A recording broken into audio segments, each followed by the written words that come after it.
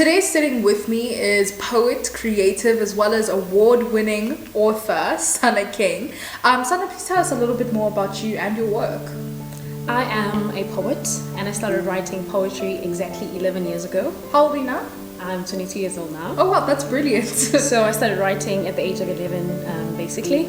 And I'm also a photographer. It's one of my majors at Wits University. Oh, okay.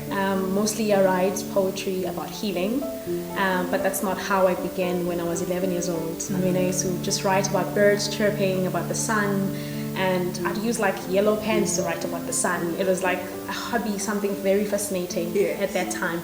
But funny enough, when I started writing poetry, I wasn't aware that I was actually writing poetry. It's my mom who discovered that I was writing poetry through watching Mutlali on what Africans Got Talent. And I liked her and her performing, and my mom was like, "You're always writing, what is the thing that you're writing?" And she read my work and it's just like, "You're actually the same person as her." And I was like, "Really?" And because of that, I started then going out there, wanting to perform, doing this one thing that Mutlali's doing. I'm like, okay, I'm a poet, I write poetry.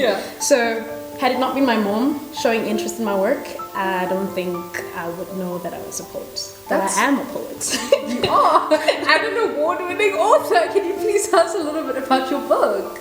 My book is titled Songs Broken Women Sing. Yes. And songs like a metaphor for thoughts. Songs broken women sing is like the thoughts that people who are broken soak in.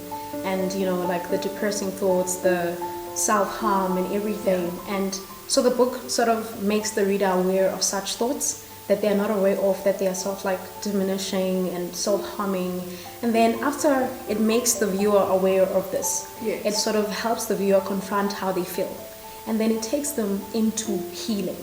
Basically, I then begin to sell to the reader what healing is and how free it is and how they can access it. And I write it in a very like beautiful way. I romanticize healing basically.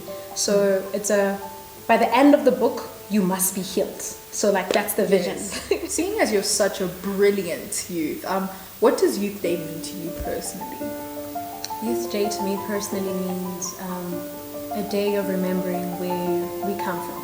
Yes. How far we've come from 1976 till now. It's a day of remembering the resilience and the fight, the good fight that the youth of that time fought for us to learn in a language that is more comfortable than the language that we're forced to understand and read and learn in. For me, it's a day of remembering how selfless those people were, because they didn't just think of where they were in 1976, but they fought for us even now, where we are now in 2021. So for me, it's such a, wow, it's a very emotional day for me because lives were lost, you know. I mean, people lost their lives, families lost their children, Hector Peterson deceased, and it's such a painful memory, if anything, that it had to take so much blood to be shed for us to come where we are, for us to get where we are now. Yes. Yeah. Yes. Taking a look at what the youth of 1976 did for us then, what is your role as a youth in South Africa now? I'd say that my role as a South African youth today is to preserve what 1976 youth fought for us to receive, because we sometimes get carried away in the freedom that we have and feel very entitled to the things that we have now and sort of waste away the privileges that we have now that they fought for so hard. So I think my role today is to make sure that that is preserved, to make sure that that is accessible to the future generation that's coming after me, to do my work, the work that we fought to be able to do, to write the books in the languages that we want to write. You know, I feel that it is in me to find my purpose, and within my purpose, preserve what the youth of 1976 fought for. That's beautiful. And seeing as you have accomplished so much, what words do you have for this generation as well as the younger generations to come? I would say that you cannot give to somebody something that you do not first have. So the very first thing that the youth will have to do is to find within themselves who they are. And once you find who you are, you automatically know your place and role in the society. I'd say that take the time to learn yourself, invest in your talents, invest in your dreams so that they can be profitable. because there is no use wandering around enjoying just the freedom that we have today. Yes. So I think for people, for the youth to find themselves, you need to take out some time with yourself. Learn what really gives you joy and find your purpose.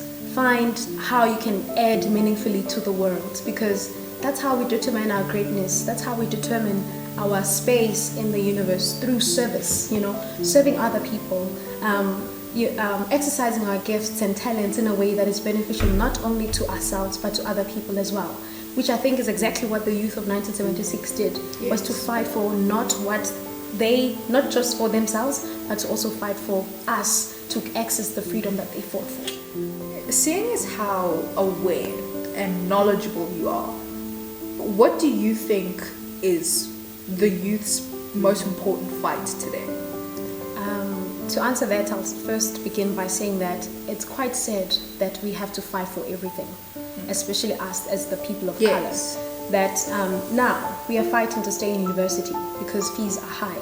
Fees must fall happened, but there's still not a lot of response or progress from that. Yes. Students are still excluded from learning. Fees are high, and even after you obtain that degree, there's not a lot of opportunities for you as a child of color. Yes. So our fight now it's so sad that we have to fight to stay in university to finish our degrees, and that after we obtain these degrees, we still don't have jobs. So what I think we need to fight for now is to be innovative, to be creative, to start our own businesses so that we can be able to hire each other and grow our economy as Black people, because there's a strong and a very wide gap for us. We are still lacking, and it's sad that we will have to continue fighting for absolutely things that should be free, things that should be easily accessible. Thank you so much, Sana, for giving us a little bit about you, as well as how you think, and giving us a little bit of insight on Youth Day. Where can we find you? So people can find me on Instagram at Sana_King0, which is where we'll be sharing more details about my upcoming YouTube channel, where we'll be posting my poetry. And for my book, they can follow Songs Broken Women Sing on Instagram, where I will be sharing about dates and events and where to find the book. Thank you so much for having me. Thank you so much for being here. Please do not forget to subscribe down below, and I hope you enjoyed this wonderful conversation with Sana King.